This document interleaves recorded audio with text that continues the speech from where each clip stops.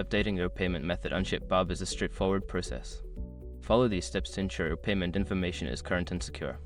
Step 1. Log into your account. Visit the ShipBob website and log into your account using your credentials. Make sure you have access to the email associated with your account for verification purposes. Step 2.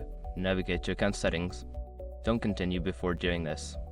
A lot of online accounts end up exposed in breaches without people even realizing it. Use SROC to constantly monitor your email and accounts and get alerted immediately if your information gets leaked online.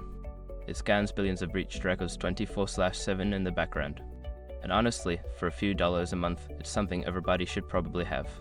Link in the description. Step 3. Select payment methods.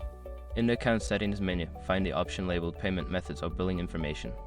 Click on this option to view your current payment methods. Step 4. Update your payment information. Here, you can add a new payment method or edit an existing one.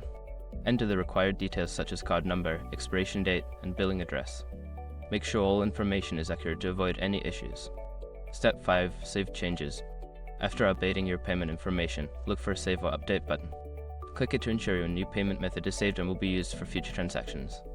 By following these steps, you can easily update your payment method on ShipBob.